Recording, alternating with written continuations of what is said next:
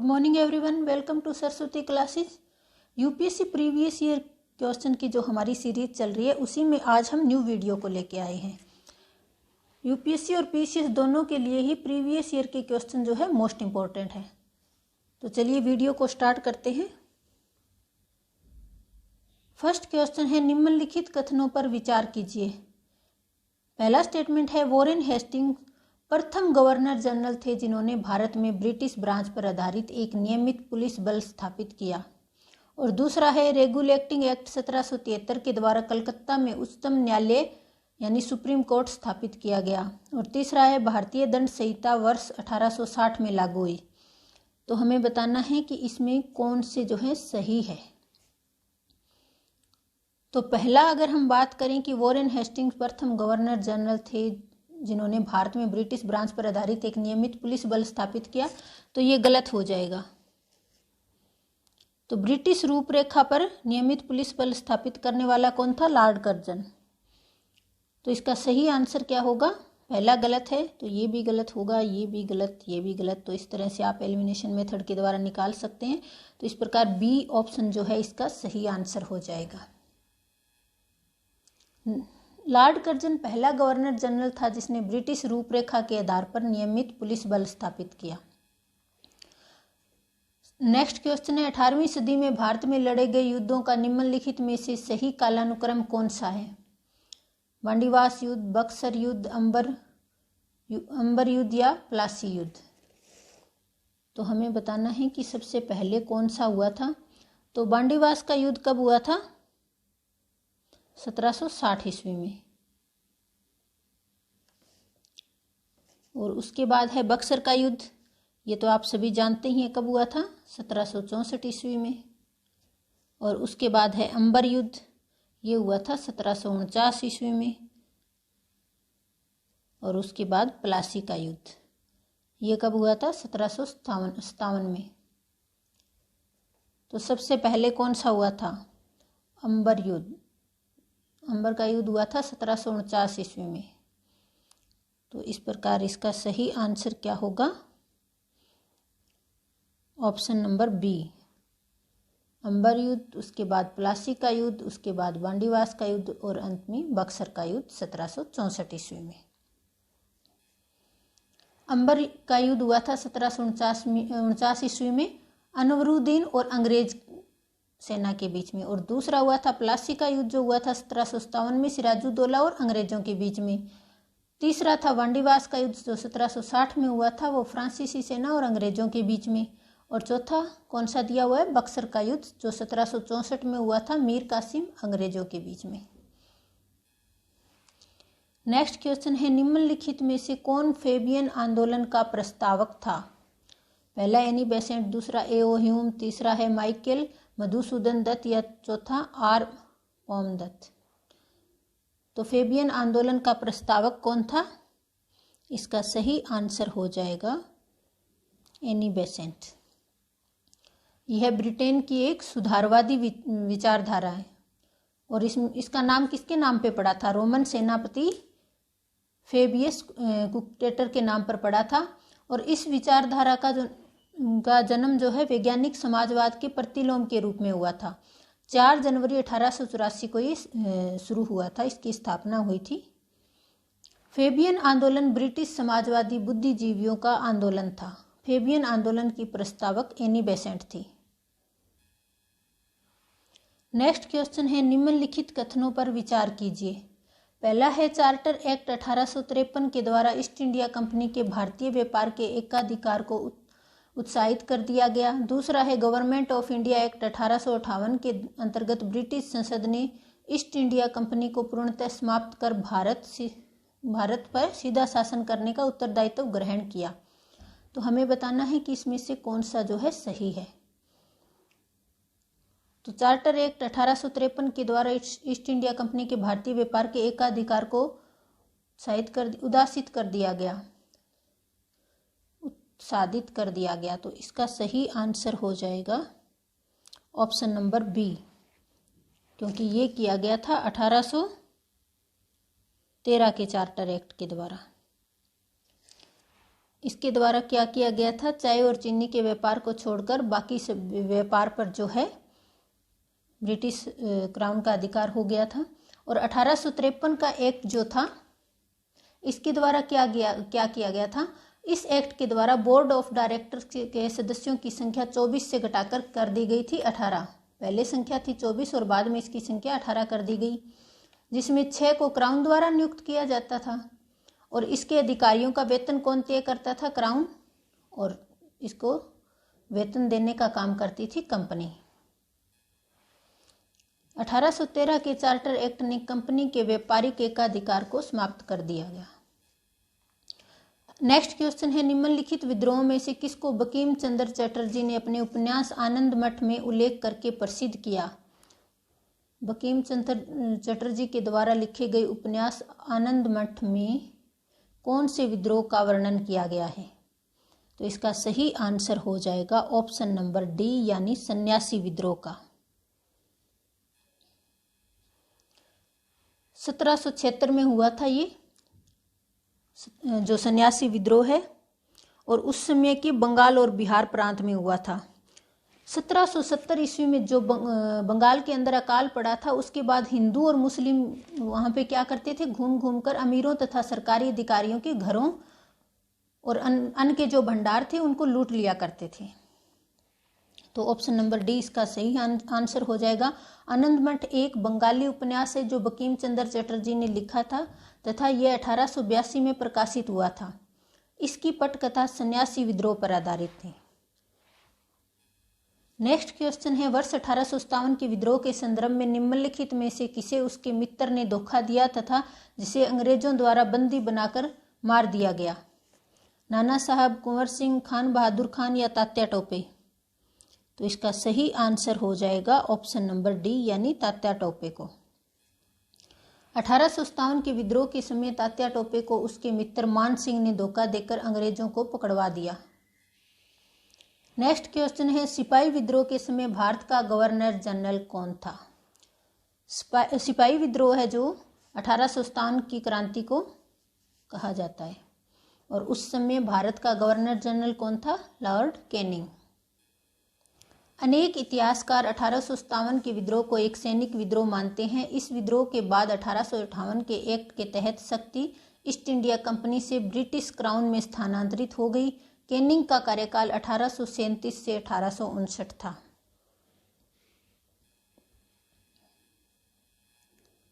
Next question number 8, निम्नलिखित में से किसने सोम प्रकाश नामक समाचार पत्र शुरू किया था। दयानंद सरस्वती ने, ईश्वर चंद्र विद्यासागर ने, राजा राम मोहन राय ने या सुरेंद्र नाथ बनर्जी ने।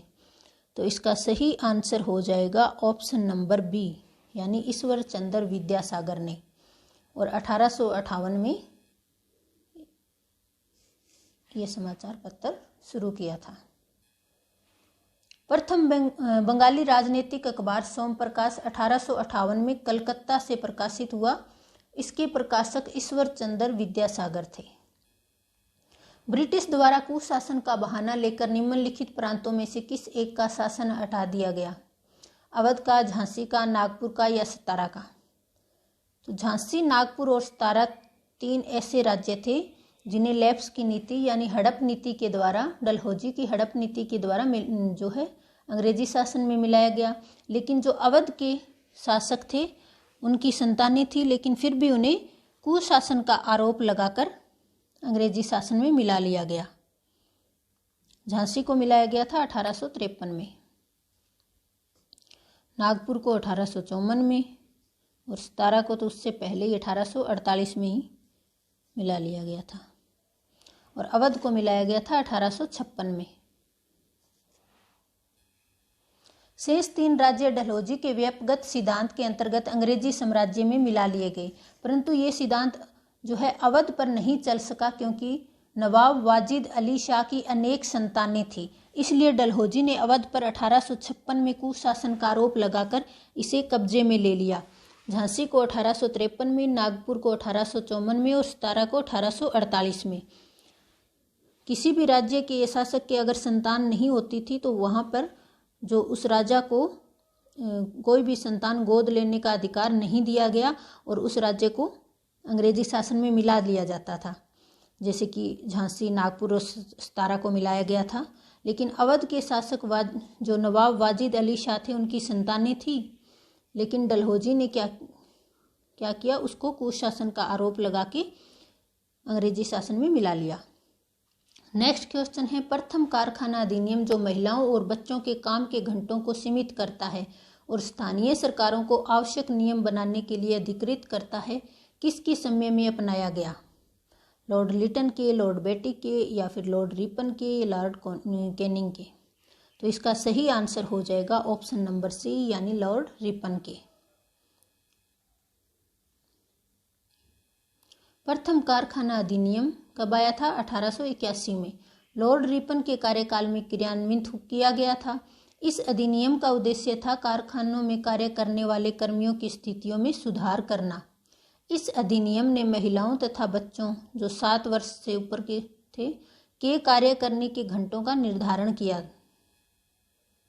नेक्स्ट क्वेश्चन है, निम्नलिखित यूरोपियनों में से कौन सा एक स्वतंत्रता पूर्व भारत में व्यापारी के रूप में सबसे अंत में आया? डच, इंग्लिश, फ्रांसीसी या पुर्तगाली? तो सबसे पहले कौन आए थे? सबसे पहले आए थे पुर्तगाली। कब आए थे? 1498 ईस्वी में सबसे पहले वास्को डी गामा आया था। डच आए थे, फ्रांसीसी आए थे 1664 ईस्वी में। दूसरे नंबर पे डच आए थे 1602 ईस्वी में। और अंग्रेज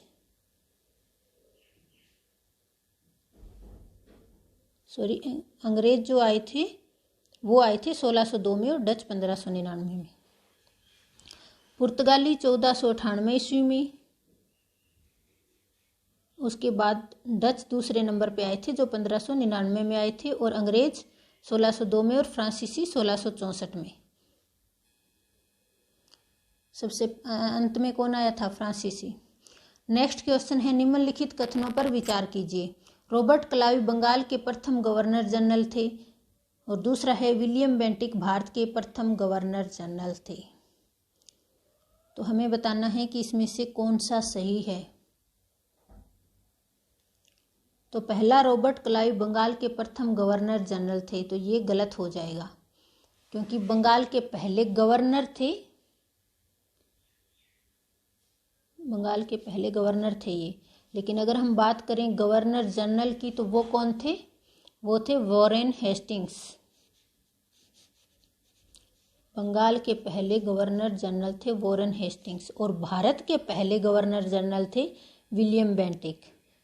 बंगाल के थे वॉरेन हेस्टिंग्स, और भारत के, यहाँ पे आप अच्छे से ध्यान रखिए, बंगाल के पहले गवर्नर थे रॉबर्ट क्लाइव, और बंगाल के पहले गवर्नर जनरल थे वॉरेन हेस्टिंग्स, और भारत के पहले गवर्नर जनरल थे विलियम बेंटिक। तो पहला इसमें गलत है, और ऑप्शन नंबर बी जो है इसका सही आंसर हो जाएगा। वॉरेन हेस्टिंग्स बंगाल का प्रथम गवर्नर जनरल था। नेक्स्ट क्वेश्चन है, निम्नलिखित किलों में से ब्रिटिश में किसका सबसे पहले निर्माण किया गया? ब्रिटिश ने किसका सबसे पहले निर्माण किया? पहला है फोर्ट विलियम का, दूसरा फोर्ट सेंट जॉर्ज का, तीसरा है फोर्ट सेंट डेविड का, या चौथा फोर्ट सेंट एंजेलो का? तो हमें बताना है कि सबसे पहले किसका निर्माण किया गया। फोर्ट विलियम का निर्माण जो कहाँ पे है? कलकत्ता में 1781 में किया गया, और सेंट जॉर्ज का 1664 ईस्वी में, ये कहाँ पे है? चेन्नई में। और सेंट डेविड का ये है मद्रास में, जिसका निर्माण किया गया था 1670 ईस्वी में। और सेंट एंजेलो का 1505 में। ये तो वैसे ही गलत हो जाएगा, क्योंकि इसका निर्माण ब्रिटिश शासनकाल में हुआ था, लेकिन किसने किया था? पुर्तगालियों ने। पुर्तगालियों के द्वारा इसका निर्माण किया गया था। तो सबसे पहले कौन सा है? ऑप्शन नंबर बी, 1764 में ही इसका निर्माण हो गया था। हमें यहाँ पे बताया गया है कि ब्रिटिश यानी अंग्रेजों के द्वारा सबसे पहले किसका निर्माण किया गया था। वैसे तो निर्माण सबसे पहले किसका हो गया था? 1505 में सेंट एंजेलो का, लेकिन इसका निर्माण किया गया था पुर्तगालियों के द्वारा। लेकिन ब्रिटिशों ने जिसका किया था वो था फोर्ट सेंट जॉर्ज 1664 ईस्वी में। और ये कहाँ पे स्थापित है? चेन्नई में। Fort William Calcutta 1781, Fort Saint George Chennai 1664, Fort Saint David Madras 1670, Fort Saint Angelo Kerala 1505, Kerala के अंदर है ये, 1505 में पुर्तगालियों के द्वारा। नेक्स्ट क्वेश्चन है, निम्नलिखित में से किसने बहुविवाह नामक पुस्तक लिखी? राजा राम मोहन राय ने, ईश्वर चंद्र विद्यासागर ने, पंडित रमाबाई ने या रविंद्रनाथ टैगोर ने? तो ये पुस्तक लिखी थी ईश्वर चंद्र विद्यासागर ने। ऑप्शन नंबर बी इसका सही आंसर हो जाएगा। बहुविवाह कुप्रथा के विरोध में ये पुस्तक लिखी गई थी। यह पुस्तक बहुविवाह कुप्रथा के विरोध में लिखी गई। ईश्वर चंद्र विद्यासागर ने इसके अतिरिक्त बाल्य विवाहेर दोष नामक पुस्तक भी लिखी। इन्हीं के प्रयासों से विधवा पुनर्विवाह अधिनियम 1856 में पारित हुआ था। नेक्स्ट क्वेश्चन है, सूची 1 को सूची 2 से सुमेलित कीजिए और सूचियों के नीचे दिए गए कूट का प्रयोग कर सही उत्तर चुनिए। एक तरफ लेखक दिए गए हैं और दूसरे तरफ उनके द्वारा लिखी गई कृति या पुस्तकें। तो हमें बताना है कि कौन सी पुस्तक किसके द्वारा लिखी गई है। तो ये तो आपको सबको पता होगा, नील दर्पण किसके द्वारा लिखी गई थी? दीनबंधु मित्र के द्वारा। तो बी का क्या हो जाएगा? 3। तो बी का 3 कहाँ पे दिया गया है? केवल ऑप्शन नंबर सी में। तो सीधा सीधा आंसर निकल के आ जाएगा, यानी ए का क्या होगा? बंकिम चंद्र चटर्जी, देवी चौधरानी और प्रेमचंद शतरंज के खिलाड़ी। तो इस प्रकार ऑप्शन नंबर इसका सही आंसर हो जाएगा। बंकिम चंद्र चटर्जी, देवी चौधरानी, दीनबंधु मित्र, नील दर्पण, प्रेमचंद शतरंज के खिलाड़ी। इसमें अगर आपको एक का भी पता होगा तो आप आंसर कर ले जाएंगे। नेक्स्ट क्वेश्चन है, डेविड हेयर और अलेक्जेंडर डफ के साथ मिलकर निम्नलिखित में से किसने कलकत्ता में हिंदू कॉलेज की स्थापना की? पहला है Henry Louis Vivian डोरोजियो, Ishwar Chandra Vidyasagar, Keshav Chandra Sen या राजा राम मोहन राय? तो इसका सही आंसर हो जाएगा ऑप्शन नंबर डी, यानी राजा राम मोहन राय ने कलकत्ता में हिंदू कॉलेज की स्थापना की थी। किसके साथ मिलकर? डेविड हेयर और अलेक्जेंडर डफ के साथ मिलकर। कलकत्ता के हिंदू कॉलेज की नींव 20 जनवरी 1817 को रखी गई। निम्नलिखित कथनों पर विचार कीजिए। भारत में पहली बार टेलीग्राफ लाइन कोलकाता और डायमंड हार्बर के बीच बिछाई गई।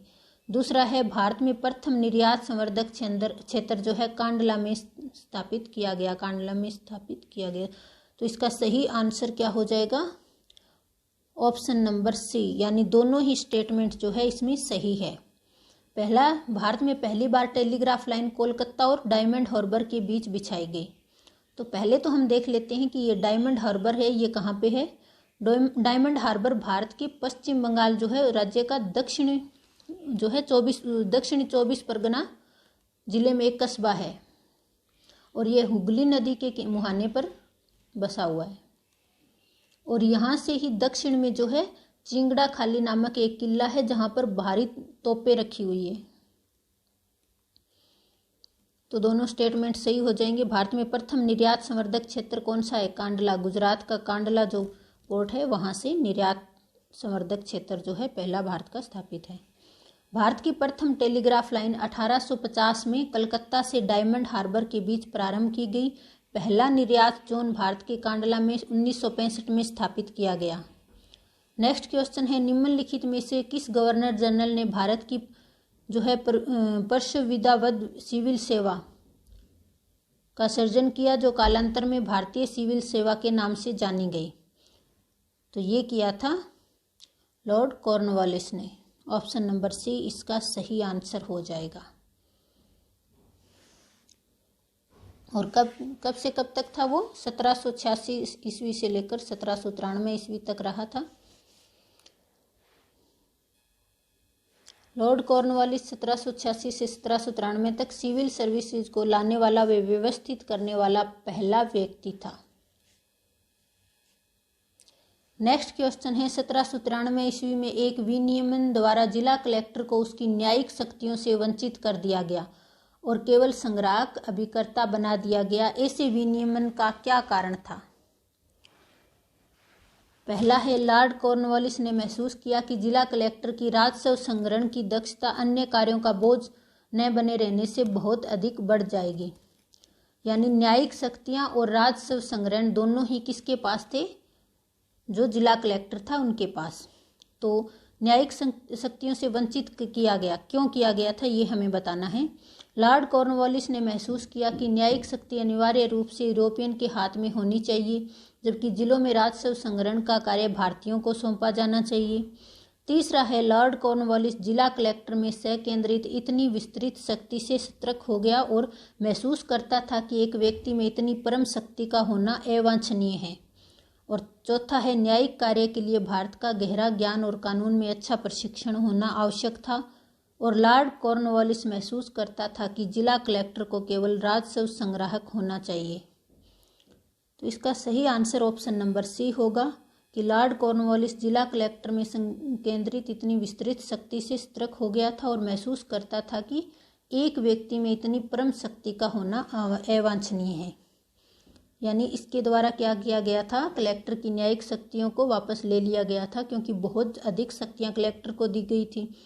तो लॉर्ड कॉर्नवालिस को ये डर था कि जो कलेक्टर है कि वो अपनी शक्तियों का कहीं दुरुपयोग ना करने लग जाए। 1793 में लॉर्ड कॉर्नवालिस के न्यायिक सुधार ब्रिटिश भारतीय प्रशासनिक व्यवस्था की मजबूत आधारशिला बनी। कॉर्नवालिस के न्यायिक सुधार कॉर्नवालिस संहिता के नाम से संकलित हुए। कॉर्नवालिस के नए सुधार शक्ति के विकेंद्रीकरण के सिद्धांत पर आधारित थे। कलेक्टर ही राजस्व विभाग का प्रमुख होता था। नेक्स्ट क्वेश्चन है, अहमद शाह अब्दाली के भारत पर आक्रमण और पानीपत की तीसरी लड़ाई लड़ने का तत्कालीन कारण क्या था? वह मराठों द्वारा लाहौर से अपने वायसराय तैमूर शाह के निष्कासन का बदला लेना चाहता था। उसे जालंधर के कुंठाग्रस्त राज्यपाल आदीन बेग खान ने पंजाब पर आक्रमण करने के लिए आमंत्रित किया। वह मुगल प्रशासन को चहार महल यानी गुजरात, औरंगाबाद, सियालकोट तथा पसरूर के राजस्व का भुगतान न करने के लिए दंडित करना चाहता था, या वह दिल्ली की सीमाओं तक के पंजाब के सभी उपजाऊ मैदानों को हड़पकर अपने राज्य में विलय करना चाहता था। तो अहमद शाह अब्दाली के भारत पर आक्रमण करने का कारण क्या था? तत्कालीन कारण ये हमें बताना है। तो इसका सही आंसर हो जाएगा ऑप्शन नंबर सी, क्योंकि मराठों ने जब लाहौर से तैमूर शाह को निष्कासित कर दिया तो इसी बात का बदला लेने के लिए अहमद शाह अब्दाली ने भारत पर आक्रमण किया। कब हुई थी पानीपत की तीसरी लड़ाई? 1761 ईस्वी में 14 जनवरी 1761 को शुरू हुई थी और इसमें अवध के नवाब सुजाउद्दौला ने अहमद शाह अब्दाली का साथ दिया था। अहमद शाह अब्दाली के भारत पर आक्रमण और पानीपत की तीसरी लड़ाई लड़ने का तत्कालीन कारण मराठों द्वारा लाहौर से उसके वायसराय तैमूर शाह का निष्कासन था। इस युद्ध में मराठे बुरी तरह पराजित हुए थे। तो आज की हमारी वीडियो यहीं पे समाप्त होती है। आशा करते हैं कि वीडियो आपको बेहद पसंद आ रही होगी और आपके लिए यूपीएससी अगर आप कर रहे हैं, चाहे पीसीएस कर रहे हैं, तो यूपीएससी प्रीवियस ईयर के क्वेश्चन आपके लिए मोस्ट इम्पॉर्टेंट हो जाते हैं। तो आप इनको अच्छे से कवर कर लें। नेक्स्ट वीडियो में फिर मिलेंगे, तब तक के लिए धन्यवाद।